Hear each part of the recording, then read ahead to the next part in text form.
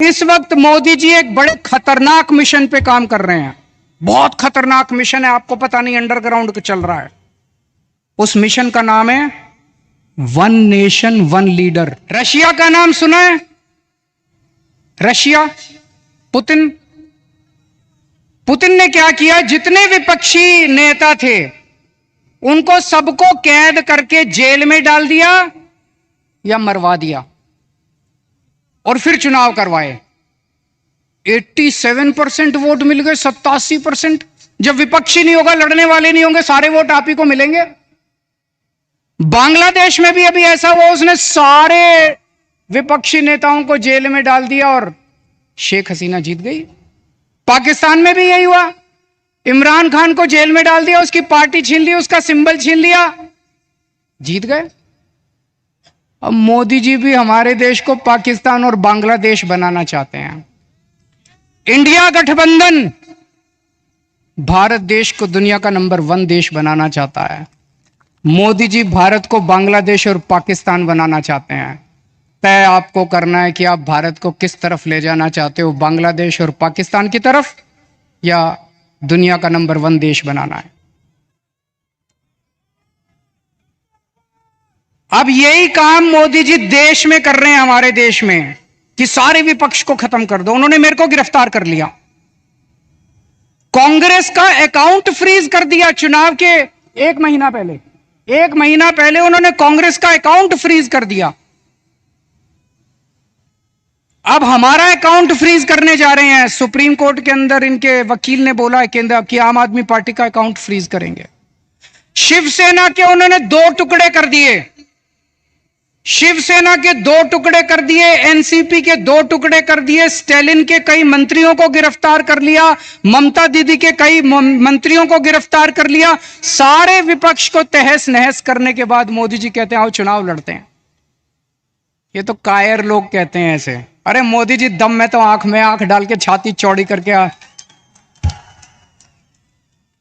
चुनाव की तरह लड़ो ना। सबके अकाउंट फ्रीज कर दिया, सबको जेल में डाल दिया। इस वक्त मोदी जी एक बड़े खतरनाक मिशन पे काम कर रहे हैं। बहुत खतरनाक मिशन है, आपको पता नहीं, अंडरग्राउंड चल रहा है। उस मिशन का नाम है वन नेशन वन लीडर। इस देश में वो चाहते हैं, मोदी जी, एक ही नेता होना चाहिए। उसके लिए वो 2 लेवल पे काम कर रहे हैं। एक लेवल, जितने विपक्ष के नेता हैं एक एक करके सबको जेल में डाल रहे हैं। कईयों को डाल दिया, और अगर वो जीत गए, भगवान ना करे वो जीते, अगर वो जीत गए, मैं आपको चैलेंज करता हूं अगले चुनाव तक ठाकरे साहब भी जेल में होंगे, खड़गे साहब भी जेल में होंगे, राहुल गांधी भी जेल में होंगे, प्रियंका भी जेल में होगी, केजरीवाल तो है ही जेल में, शरद पवार साहब भी जेल में होंगे, ममता जी भी जेल में होंगी, स्टैलिन भी जेल में होंगे, पिनराई विजयन भी जेल में होंगे। तो एक उनके लेवल पे काम कर रहे हैं, विपक्ष को सबको जेल में डाल दो, जैसे पुतिन ने, शेख हसीना ने, जैसे पाकिस्तान वालों ने जेल में डाला। और दूसरे लेवल पे उनकी अपनी बीजेपी पार्टी में जितने नेता हैं सबको पैदल कर दिया, सबकी राजनीति खत्म कर दी। देवेंद्र फडणवीस को खत्म कर दिया, उन्होंने शिवराज सिंह चौहान को खत्म कर दिया, वसुंधरा राजे को खत्म कर दिया, डॉक्टर रमन सिंह को खत्म कर दिया, खट्टर साहब को खत्म कर दिया। एक ही बचा है, कौन है? अगला किसका नंबर है? अगला किसका नंबर है? सारा देश जानता है अगला नंबर योगी आदित्यनाथ का है। अगर ये जीत गए तो 2 महीने के अंदर योगी आदित्यनाथ को उत्तर प्रदेश के सीएम पद से हटा देंगे ये लोग। बड़ा खतरनाक, एक ही नेता बचेगा और वो भी बस वही राज करना चाहते हैं। लेकिन एक और चीज है, 2014 में जब मोदी जी प्रधानमंत्री बने थे, उन्होंने एक नियम बनाया बीजेपी के लिए कि जो नेता 75 साल का हो जाएगा बीजेपी में, उसको रिटायर करना पड़ेगा, उसको अपना पद छोड़ना पड़ेगा, उसको टिकट नहीं मिलेगी, और अगर वो किसी पद पे काम कर रहा है तो उसे इस्तीफा देना पड़ेगा। उस रूल के तहत उन्होंने सबसे पहले आडवाणी जी को रिटायर किया, फिर मुरली मनोहर को रिटायर किया, फिर उन्होंने सुमित्रा महाजन को रिटायर किया, फिर उन्होंने यशवंत सिन्हा को रिटायर किया और कई लोगों को रिटायर किया। इस साल 17 सितंबर को मोदी जी 75 साल के हो रहे हैं।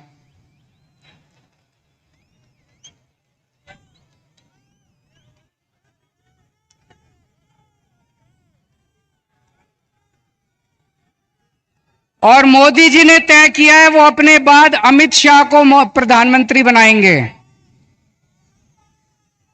मोदी जी ने तय किया है वो अपने बाद अमित शाह को तो इस बार मोदी जी अपने लिए वोट नहीं मांग रहे, अमित शाह के लिए वोट मांग रहे हैं।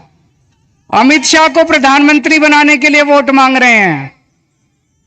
आप अपने आसपास जितने बीजेपी के सपोर्टर हैं, बीजेपी के वोटर हैं, बीजेपी के भक्त हैं, उनको बोलना अगर वो वोट डालने जाएं, ये सोच के जाएं कि वो अमित शाह के लिए वोट दे रहे हैं, मोदी जी के लिए वोट नहीं दे रहे हैं।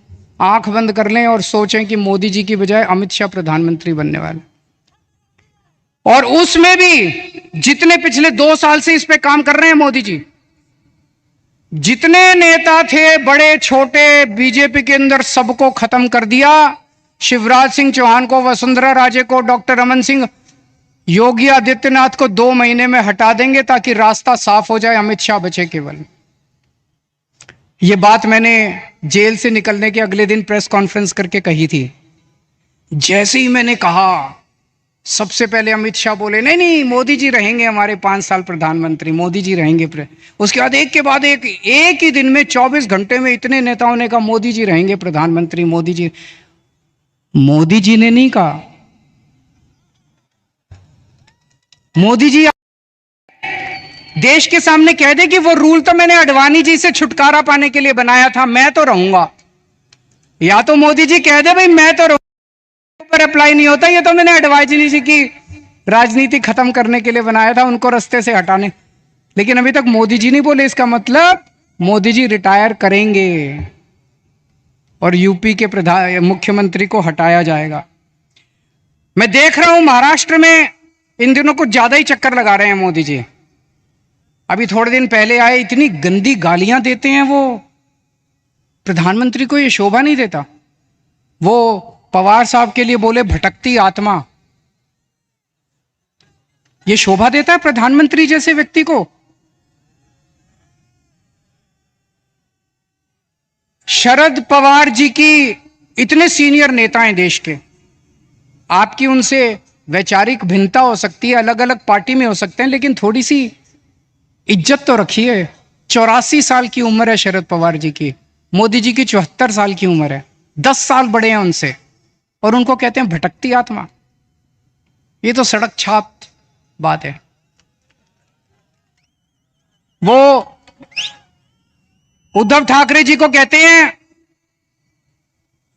क्या बोले उद्धव ठाकरे जी को? नकली संतान। उद्धव ठाकरे जी को कहते हैं नकली संतान। ये कोई भाषा है प्रधानमंत्री की? इस तरह से बोलते हैं प्रधानमंत्री?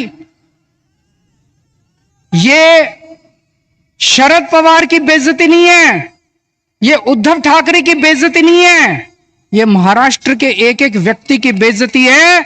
इस बार जब वोट डालने जाओ तो ऐसा बटन दबाना कि महाराष्ट्र की इज्जत ऊंची हो और महाराष्ट्र की बेइज्जती का बदला लिया जाएगा।